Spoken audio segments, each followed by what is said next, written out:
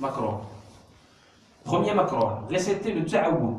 Réciter le ta'awud, a'udhu billahi min shaitan ar-rajim. Ou la basmala, bismillah ar-rahman ar-rahim, avant de commencer la fatiha, ou la surah dans la prière obligatoire. En effet, il y a divergence entre les savants pour considérer bismillah ar-rahman ar-rahim comme un verset de la fatiha, ou de chaque surah, ou de chaque début de surah, d'accord, ou uniquement un verset de la surah al-Naml, le verset 30 de la surah al-Fourmi. La preuve des Malikites pour considérer que la basmala est uniquement un verset de la surah al-Naml, le verset 30, du verset 30 de la surah al-Naml. La preuve, c'est quoi la preuve? C'est le hadith que vous avez cité tout à l'heure. Allah a dit dans le hadith aussi, j'ai divisé la prière entre moi et mon serviteur en deux parties. Et mon serviteur aura ce qu'il demande. Ainsi, quand le serviteur dit Alhamdulillahi Rabbil Alamin, Allah a dit mon serviteur m'a loué, etc. Et là, l'imam Malik nous fait remarquer que la Fatiha ne commence pas par voilà, il commence directement Alhamdulillah Rabbil Alamin. C'est sa première preuve pour dire qu'il n'y a pas. On ne le dit pas dans la On dit pas non, dans le fard, Salat al-Farida. On dit directement Alhamdulillah Rabbil Alamin, comme vous voyez chez nous, hein, dans le Maghreb. Non, directement Alhamdulillah Rabbil Alamin, Rahman ar-Rahim, Maliki yawmiddin, iyyaka na'budu wa iyyaka nasta'in, ihdinas siratal mustaqim, siratal ladzina an'amta alayhim. Ça c'est dans la récitation du Coran. De toute façon, il y a ikhtilaf parce que c'est ce que je viens de dire. C'est ce que je viens de dire. Et non, ça c'est pas la vision Malik. L'imam Malik, il s'appuie sur ce hadith que je viens de citer, qui est authentique, qui est rapporté par Muslim, son authentique, où la basmala ne fait pas partie de la Fatiha. Très bien. Les Malikites se basent sur ce hadith, entre autres, pour dire que la basmala est détestable dans la récitation de la prière obligatoire et pas dans la prière surrogatoire. Quand vous êtes dans la prière surrogatoire, tarawih, etc., vous pouvez dire pas de problème. D'accord? Ce hadith montre l'absence de la basmala avant la Fatiha dans la prière obligatoire. Deuxième hadith, preuve des Malikites. Anas ibn Malik, Khadim wa Rasulullah, a dit j'ai prié derrière le prophète, puis derrière Abu Bakr, puis derrière Omar, puis derrière Uthman. Et ils commençaient tous la récitation avec Alhamdulillahi Rabbil Alamin, sans Bismillah ar-Rahman ar-Rahim, ni au début de la Fatiha, ni au début de la Surah. Rapporté par Muslim dans son authentique, dans le livre de la Salat, Babu Hujjati, man qala la yujharu bil basmala. Preuve de ceux qui disent de ne pas prononcer la basmala à haute voix. Enfin, il a été prouvé que les gens de Médine, Imam Malik, I'tamada, Amala al-Madina. On est d'accord? Enfin, il a été prouvé que les gens de Médine ne récitaient pas la basmala à voix haute dans la prière. On sait que les actes des gens de Médine sont considérés comme une preuve dans l'école malikique. Voir Tartib al-Badali du Qadiyya, tome 1, page 48, et voir le détail aussi de ces avis et des divergences des savants sur la basmala dans Bidayat al-Mujtahid et al-Muqtasid de Rushd. Donc, on قرب بزيدني علما الإنسان خصو يفهم أنه هناك اختلاف بين العلماء يجب احترامه. إحنا بلاد المالكية كندخلوا ديريكتوم الحمد لله رب العالمين مشايخنا كلهم على هذا في المغرب العربي وفي افريقيا جنوب الصحراء في الاندلس. هكذا نبدا بالفاتحه الحمد لله رب العالمين sans اعوذ بالله من الشيطان الرجيم et sans بسم الله الرحمن الرحيم. Est-ce que c'est clair?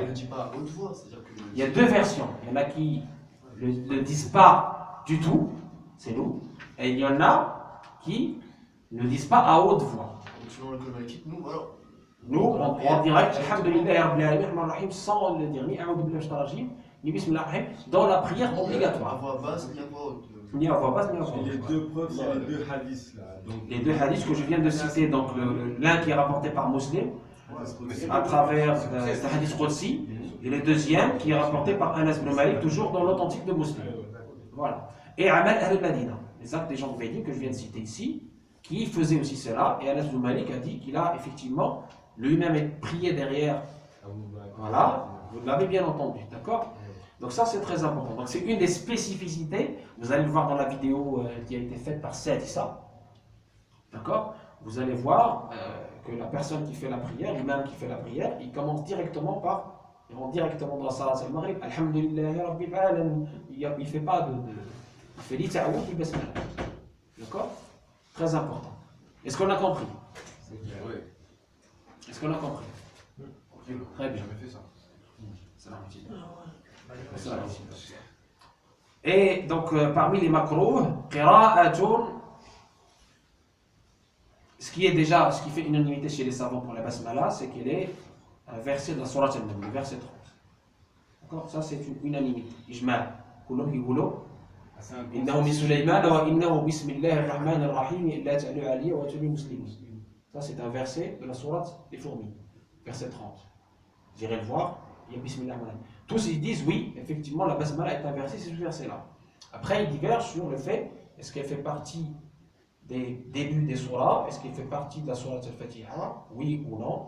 Ils divergent, il faut respecter leur divergence, parce que chacun a ses preuves quand je viens de le démontrer. Très bien, donc il faut être respectueux des preuves des autres et des avis des grands savants de l'islam. Le fait de réciter le Coran en position d'inclinaison, recours ou de prosternation sujoud, ça c'est makruh. Sauf si dans le sujoud, il entend, veut par cette récitation supplier Dieu. Par exemple, des choses comme ça. D'accord? Ça c'est possible. Avec des versets de dua, comme le verset 8 de la sourate 3, là c'est autorisé sans la kara, sans être désestable. D'accord? Mais en règle générale, le fait de lire le Coran pendant la prosternation ou pendant l'inclinaison est makruh. Se prosterner sur l'habit qu'on porte, poser le front ou les mains sur la partie du vêtement qu'on porte, comme le coin d'une manche ou le bout d'un turban, sauf s'il y a une nécessité, comme à cause d'un froid, la personne met les mains dans les manches ou des choses comme ça, c'est autre chose. Il n'y a plus de karaha à ce moment-là. Se prosterner sur le volume du turban, s'il n'est pas très épais, sinon si cela est trop épais, il refera sa prière. Au rapport de Malik dans la Mudawwana, de Sahnoun, 1 sur 170, pour celui qui prie avec son turban, je préfère qu'il dévoile sur son front pour qu'une partie du front touche le sol, la terre. Mais s'il se prosterne sans dévoiler sur son front, je déteste cela, mais cela n'invalide pas la prière. Ibn Habib, un autre malikite, ajoute, si le volume est de 2 couches, ou moins, il ne refera pas la prière, cela est détestable seulement. Et si le volume qui fait obstacle au front est trop épais, il refera sa prière. On a parlé de se prosterner sur les manches. C'est éviter de porter quelque chose dans sa bouche ou dans ses manches. Il faut donc éviter cela pour garder la présence et la concentration dans la prière. Par contre, si cette chose dans la bouche empêche de prononcer les lettres et de bouger la langue, la prière devient invalide, car il n'aura pas pu prononcer la Fatiha et les autres piliers oraux de la prière. Pensez ou méditez aux choses de ce bas monde, à tout ce qui s'oppose à la bonne présence, à l'humilité dans la prière. Si cela dure, mais qu'on reste conscient de ce qu'on fait dans la prière, on maîtrise les actes obligatoires de la prière, ce sera détestable.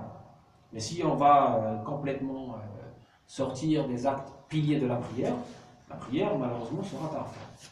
Le fait de faire de son mieux, donc il faut faire de son mieux pour faire le vide des choses de ce monde avant d'entrer dans la prière. Donc العبث يوصل واحد الحد اللي معه الانسان ما بقاش كيعرف واش يصلي دابا مثلا في عود الصبح دار 4 ركعات او 2 ركعات 4 ركعات هنا مشات له الصلاه.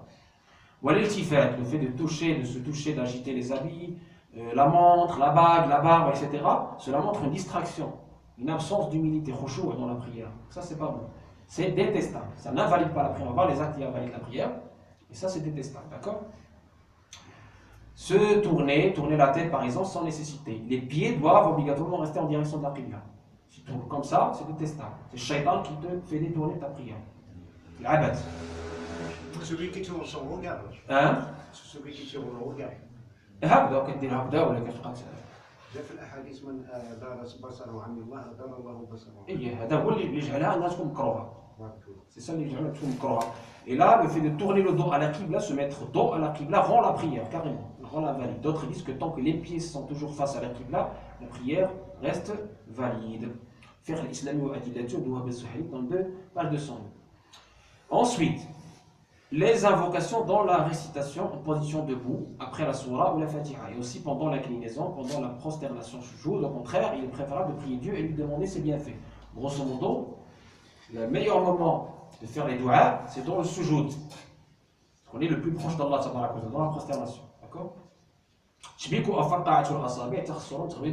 Entrelacer les doigts, mise des doigts l'une dans l'autre, entre les doigts de notre main, claquer, craquer les doigts, fermer les yeux aussi, c'est pas bon. Regarder au ciel, tout ça.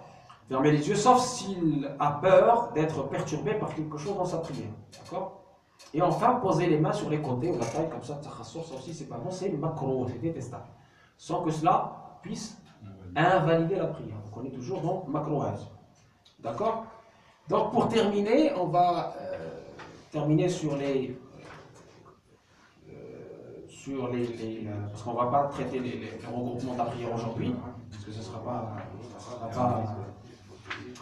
ne sera pas bien assimilé, surtout que c'est un sujet important. Juste une petite dernière question, Joseph. Tfadal. Parce que moi j'ai pas compris tout ça. Est-ce qu'on peut lire dans un rak'at avec 2 sourates? 2 sourates, c'est-à-dire l'une après l'autre. Oui. Oui, enfin, vous pouvez lire ce que vous voulez encore, mais j'ai dit qu'il y a une préférence, c'est qu'il faut. Après la Fatiha, vous avez. C'est ouvert. D'accord. Ça veut dire. Ayatayn, Talat, Arba. Parlons de Maghreb l'Arabie, au bled, ils font, par exemple, ils commencent, voilà, il y a un verset, après ils passent dans un autre sourate, il dit Bismillah ar-Rahman ar-Rahim Oui. à voix haute, il repasse dans une autre sourate. Oui, ça c'est dans Tarawih. C'est quand tu changes. Non, non, je l'ai vu il y a dans ça va faire في المغرب. احنا عندنا في البلاد في فاس وفي المدن الكبرى les mosquées qui sont rattachées au ministère des Habous et des Affaires islamiques. Et ils prient comme ce que je vous ai décrit, et les vidéos de Salissa, ils sont témoins de cela. C'est dit, ça veut dire la 6e. Tout à fait, ils sont témoins de cela. Il y a la vidéo que je vous ai envoyée sur WhatsApp qui témoigne de cela aussi. C'est la version officielle. Après, les gens peuvent prier comme ils veulent. Il n'y a pas de, voilà. On n'oblige pas les gens à suivre un madhab ou un autre. Aujourd'hui, on ne peut pas obliger les gens à suivre tel madhab ou tel madhab. Mais le madhab qui est en vigueur, par exemple au Maroc, c'est le madhab malikite, et c'est le madhab des imams qui sont dans les mosquées officielles du royaume, et c'est comme ça qu'ils prient. Donc avec ce que je viens de décrire, c'est-à-dire sans Taraboul et sans Basmala, donc on rentre directement dans le Fatiha. Et pareil pour la Surah. Après, c'est pas interdit de faire le Basmala, c'est pas interdit. Ou Taraboul, c'est pas interdit, il y en a qui le font, c'est correct aussi. Je viens de le dire et de le répéter. Donc c'est un avis qui se respecte également. D'accord? Donc maintenant, pour terminer, Inch'Allah Rahim, là, la yuslima bi mubtilat salat. Les actes qui annulent la prière. Voilà. On n'a pas fait le retardataire aussi. On va la faire la prière retardataire. On va faire le regroupement la prochaine fois. Le regroupement et le jama'. La prière de retardataire quand vous arrivez après l'imam. D'accord? Et on va voir également la réparation avec ces différents cas. Parce que c'est important, d'accord? Mais déjà, je vais terminer ce chapitre de comment faire la prière, la façon de faire la prière, en répondant déjà à la question qui m'est venue tout à l'heure sur la voix basse et la voix haute. D'accord? Dans ce que j'ai dit tout à l'heure, je vous ai expliqué comment on fait la prière. D'accord? Comment on fait la prière, donc de Sobh, de Tor, de Asr, etc. Qu'est-ce qu'on lit, qu'est-ce qu'on ne lit pas, etc. Et on vous a parlé de la voix haute et de la voix basse. Alors la voix haute pour l'homme et la voix haute pour la femme, et la voix haute pour la femme et la voix basse pour la femme. Alors, pour la voix haute, chez nous, en fait, on a dit quelles sont les prières qui sont à voix haute.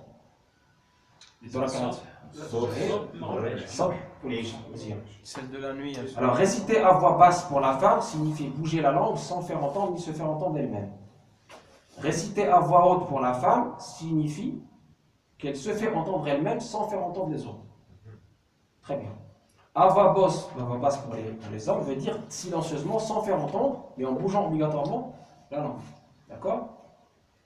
À voix haute pour les hommes veut dire se faire entendre et faire entendre celui qui est à côté, sans crier bien sûr, sans déranger les voisins. Et la limite inférieure de la voix haute pour l'homme est le fait de faire entendre celui qui est à côté. Ça c'est la limite inférieure. D'accord? Il n'y a pas de limite supérieure à la voix haute chez l'homme. Mais il est préférable quand on a des voisins de baisser la voix. Alors, surtout Sobh, le fidèle se réveille au Sobh, machallah, c'est bien, il ne faut pas qu'il dérange ses voisins, surtout ses voisins non musulmans, on est en France, il ne faut pas qu'il les dérange. Sinon, c'est pas bon. C'est pour ça qu'on a cette limite basse et limite haute. La limite inférieure, il peut utiliser la limite inférieure de la voix haute pour l'homme, et le fait de faire entendre de se faire entendre et faire entendre celui qui est à côté. Mais dans tous les cas, attention, c'est une erreur très fréquente. Lire à voix basse, ça ne veut pas dire lire dans sa tête. C'est pas bon. Il faut bouger la langue. C'est très important. Pour l'homme comme pour la femme. خاصنا نحركوا اللسان. الصلاة ديالنا خاصنا نحركوا اللسان. الفاتحة أو السورة نحركوا اللسان. Donc on a dit. Même في الجامعة شيخ. Derrière. لا الإمام وحده اللي يكون تفاهمنا على الإمام قبيلة. قبل الإمام سي بون. أنت كتصلي ما تقراش في راسك. قرا حرك اللسان. Très important.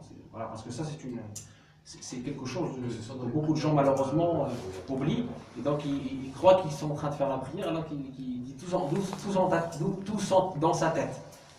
D'accord, donc il faut bouger la langue, ça c'est vraiment le minimum. Donc on a précisé le minimum de la voix haute et de la voix basse pour l'homme et pour la femme, j'espère que c'est compris. On va s'arrêter là. On va voir la prochaine fois, Inch'Allah, les actes qui invalident la prière. On va voir la réparation de la prière, rappelez-vous, Tarqiya Salat. On va voir la prière du retardataire, Salat al-Masbour. Et on va voir le regroupement, j'aime, avec les conditions, la dérogation du regroupement avec ces conditions, Inch'Allah. Je vous demande de réviser toute la partie Salat, sans exception, et toute la partie Zakat, sans exception, Inch'Allah. Mais s'il le faut, le minimum vital, c'est toute la partie Salat, pour les sœurs et pour les frères. D'accord? Donc la prochaine fois, Inch'Allah, on va avancer avec vos questions. Et s'il y a des questions, il ne faut pas hésiter à les poser également sur le groupe. Inch'Allah. Salam alaikum.